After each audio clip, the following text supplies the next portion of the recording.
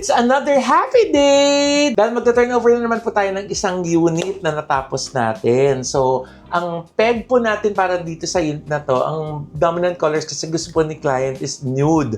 So, ang naging colors po namin dito is beige, white, at saka ang accent color is gold.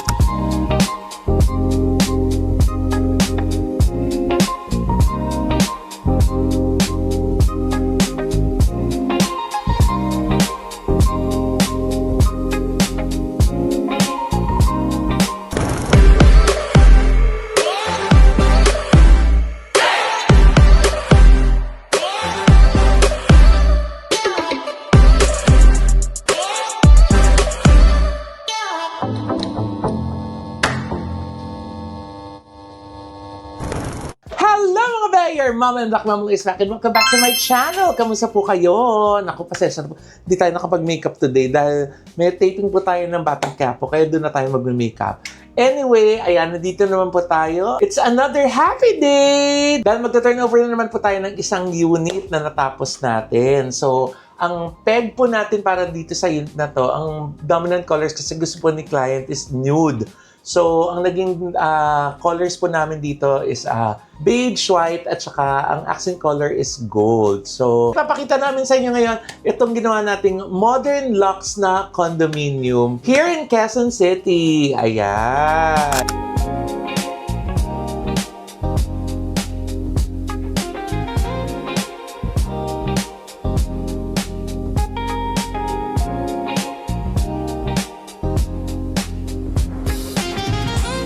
So, andito na tayo sa loob kasi nga madilim sa labas. So, anyway, sa pagpasok po ng door, to my left is yung kitchen. Okay, welcome to the kitchen. At saka yung dining area. Okay, so ang ginawa po natin pala dito sa unit na to is itong, gumawa tayo ng new kitchen. Tapos, pero yung bathroom, hindi na po pinapalitan ni client yung tiles. Pero naglagay na lang po tayo doon ng cabinetry. Mamaya sisilipin natin. So anyway, this is a new kitchen that we did for the client. So bago po yung sink, naglagay tayo ng induction cooker. Tapos meron po tayo ditong range hood, di ba? Na may light, okay? So tapos cabinetry. So ayan, may cabinets po tayo dito. So lahat po ito brand new, okay? So lahat po ito bago, ginawa natin lahat. Tapos yung countertop natin ay, so nag-quartz tayo na countertop. Tapos ito yung ang cute. Ito tayo dito, yung iba-ibang, so marami siyang, ayan, oh. Diba? Ang galing. Oh, ay, tapos waterfalls. Ay, oh, diba? Ang saya. Tapos ito yung regular, yan. Oh, diba? Ang bongga. So, yan yung ating sink. So, medyo nalakihan din natin ng konti yung sink niya kasi mas maliit dito dati yung sink niya. Tapos, meron din tayo ditong pantry. O, di ba? Ang bongga. So, meron siyang lalagyan siya ng mga groceries. So, minaximize talaga natin yung space kasi nga pagpasok mo dito sa door, ang laki pa nung space dito. So, ginawa natin, nilagyan natin ng floor to ceiling na pantry. Okay. Tapos, naglagay tayo dito ng light fixture. May mga black elements tayo dito. Pati yung leg ng ating table is black. Yan. Tapos, naglagay tayo dito ng 2-seater kasi yun lang yung kasya dito. Much as we want na 4-seater, dalawa lang talaga yung kasya. Pero ang cute niya, di ba? Swivel yung chair.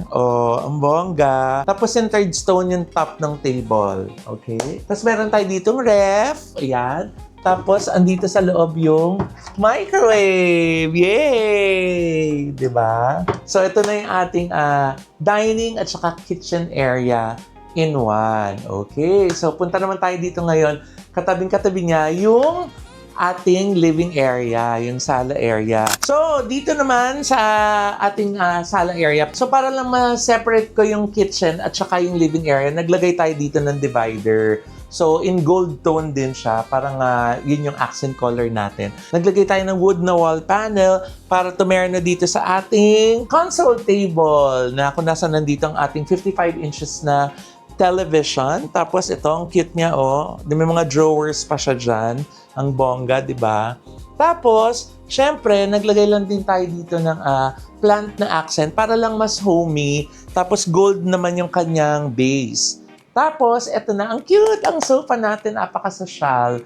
Diba? So cozy. It's so cozy, it's so malambot. Tapos nakahanap kami ng terno niya na center table. Okay? So this is a 2-seater sofa. Tapos naglagay din tayo dito ng decor para sa center table. Kasi nga parang ottoman to. So if gusto mong alisin yan tapos pwede mong patungan ng legs, diba? Pwede siya. Tapos, syempre, para to make the space bigger, naglagay tayo dito ng bronze na mirror sa likod ng sofa para lang may illusion na mas malaki yung lugar kasi nga medyo may kaliitan yung ating space. So, pero gaya ng mga nangyayari sa mga ginagawa natin ng mga condo units, napapagmukha natin siyang malaki. Di ba nakakaaliw na napapagmukha natin siyang malaki? Actually, lumalaki siya. Hindi ko alam kung ano nangyayari. Basta pag may makeover kami, pag pumasok kami, feeling namin, para napalaki natin yung lugar. So, thank you, Lord, at nabibigyan natin sila ng mas malaking space. At syempre, ito, isa sa favorite ko na nalagay namin dito is yung ating chandelier na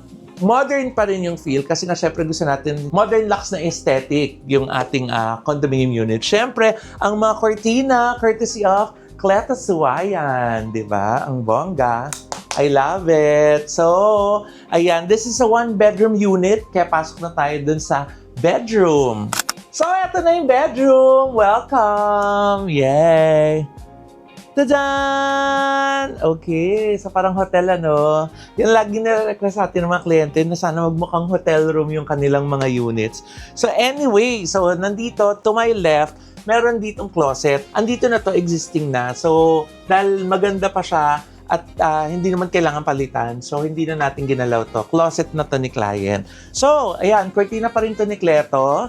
Tapos, this is a double-size bed kasi nga kailangan ng space doon para makadaan pa si client. So, double-size bed yung nakalagay dito. Tapos, syempre, naglagay tayo ng artwork that matches our color tone. So, nude colors siya na abstract painting. Tapos, syempre, di ba, yung kanyang humongous na chandelier on top of her bed. Ang ganda niya, di ba? So, yung bed niya, existing na po to. So, bago din po kasi ito, kaya hindi na pinapalitan ni client. Ang wala lang dito is yung headboard at saka yung footboard na bench. So, pinakustomize natin yung headboard. Nakaterno nitong footboard na bench. So, same fabric sila. Pinare-upholster ko yung nabili natin na footboard para terno yung headboard at saka yung footboard, di ba? Tapos, ang isa pang cute na feature dito, meron tayo ditong side table na may built-in na floor lamp. Okay? So, marble siya kaya very sturdy. Tapos, tamang-tama lang yung size niya para dito sa side na to kasi para hindi tinatamaan ng curtain. Kasi nga, yun talaga minsan yung ating dilemma pag nag-makeover tayo, yung kailangan talaga lahat ng mga sulok, lahat ng mga parts na lalagyan up to the half-inch. Sukat na sukat po talaga lahat yan para sumakto lahat ng mga elements na ilalagay natin. Okay! Okay, dito naman sa ating bathroom, ayan, hindi po tayo nagpalit ng tiles, hindi pinapalit ni client, pero pinalitan natin yung kanilang sink para tumerno doon sa ginawa natin na built-in cabinet para sa bathroom. Tapos naglagay tayo ng artwork. At saka, naglagay tayo ng shower enclosure. Ayan. Tapos yung kanilang shower, nilagyan natin ng heater. Tapos, yan, yung artwork na nilagay natin dyan. At saka yung built-in cabinet. Tapos naglagay din tayo ng bidet at saka ng towel rack. Ayan, ako, kailangan na lumipad ng aming team, ha? Kasi galing ako kanina dun sa condo na tinurn-over namin. So, ngayon, nandito na po kami ni Josa. Yes! Sa set ng Batang Quiapo. Ayan. Excited kami ni Mama Loy dito sa set ng Yes. kung anong mangyayari ngayon. Ay, ano na ba? Nakita mo na ba? Papatayin ka na ba? Parang hindi ko pa kaya mamatay. Hindi pwede tayong mawala dito dahil marami ka pang turnover na event, hindi ka pwedeng mamatay. Yes, kaya kailangan po, work. Yeah. Ang galing ni Mama Loy, no, talagang napaka-stretchable from kanyang mga interior design. Tapos lipad ng pag-shooting. Tapos Ano, mamaya... stretchable? Ano ba? Flexible. Hoy, stretchable at saka flexible. Parang isa din yun. At least may ball sa dulo. Yun naman ang mahalaga. Same sound sa dulo. Ang tari, parang kung si Plastic Man, stretchable Oh, na. stretchable siya. Yes. Tapos mag-ano pa yan, mag-showbiz update pa yan. Napakasipag. kailangan mag-work. Yes. Diba? Ayan, syempre nais natin magpasalamat sa ND Skin Beauty and Wellness Center para po sa aming skin, face, body, and wellness. Andiyan po sila sa Mother Ignacia, tapat lang po ng ABS-CBN. Sa ground floor po ng Gardia Place. Dr. JC Solis, matapat lang na. Yan, kaya ngayon ko lang nalaman na magkatapat lang pala itong namin. Yung location namin, tsaka yung kay Doc JC Solis. Nandito po sila sa E. Rodriguez, tapat lang po ng Christ the King Church. Yan. Miss Ara, thank you, Doc JC. Ideal Vision, syempre, for our eyewear. And nail cocktails for our nail care. At syempre, kung gusto nyo mag-exercise, 24/7 available po ang Anytime Fitness Hemady Square branch. Ayan, malapit lang din po yan dito. Ang dami pong artistang nag-workout dyan. Kaya dyan na rin po kayo mag-enroll or mag-gym sa Anytime Fitness Hemady Square branch. At kung gusto niyo po magbakasyon, ako, Highland Valley, namimiss natin, di ba? The Valley of the North, kung nasan pa pinakamalaking water park, dyan po sa Norte. Dyan lang po yan sa Highland Valley Resort. Visit niyo po yung kanilang mga social media accounts para po dun sa mga promo nila dahil ang dami lang promo. Again, baka naman. Yes, Tita Gang, we love you and we miss you so much. At syempre, pag nasa Cebu naman kayo sa Acropora Beach Resort naman sa Medellin, Cebu, Miss Tats! Sobrang ganda. Miss, Diyos ko, diba? yung pagkagusto ko sa mga nature, nakuha talaga ng ano. Diba? Ng gusto na nga daw din ni Josan tumira. Oo, di ba? Yes, napakaganda. Yung bougainvillea, Diyos ko, namimiss ko na. At saka yung art, yan ang magugusto niyo, yung art ni Ate Tats. Si Mami namamiss na yung mga parrots doon. Di ba yung mga iba nakikipaglaro Mami ko doon. Yes. Acropora Beach Resort po. At syempre, subukan ang sarap ng Chicks Inasal. Pag nag-crave po kayo ng chicken inasal, meron po silang barbecue, may pansit, marami pong mga Pinoy favorites na nandyan po sa Chicks Inasal. Bisitahin niyo po yung nearest branch sa inyo. At kung kayo naman po yung NFLEX passer at gusto niyo magtrabaho sa New York, nandyan po ang White House Cares ni Ma'am Rose Santos, diba?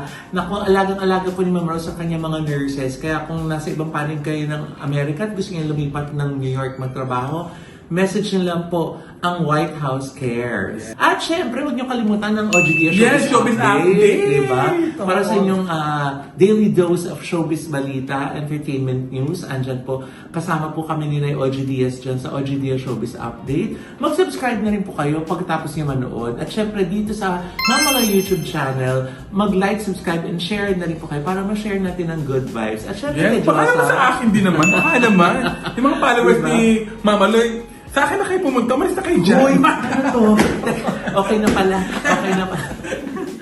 Talagang kinuha. At syempre pa kung gusto nyo magpa-makeover ng inyo pong mga condo unit, house, mga opisina, stores, any space po na gusto nyo pong ipaayos. Ayan, nandyan po si Mama Loy at ang kanyang La Vida Creatives team para po maging katuwang nyo sa pag-realize ng inyong mga dream spaces. At syempre, ang curtains by Cleto Suwayan. Yes. Si Cleto Poco, ang pinsan ni Josa Poco. Actually, part owner din si Josa doon.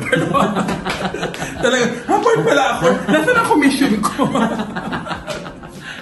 Diba? Ayan, message niyo po. Ayan, magandang curtain po yan. Yes. At window blinds ang ino-offer. Yes, of course. Ayan. Sana po nag-enjoy po kayo at naibigan niyo yung ating pong turnover ngayon. Naku, next week, sana matapos natin yung ating susunod na turnover para po share din namin sa inyo. Okay? Maraming salamat po. Magkita-kita po tayo hanggang sa muli. Bye!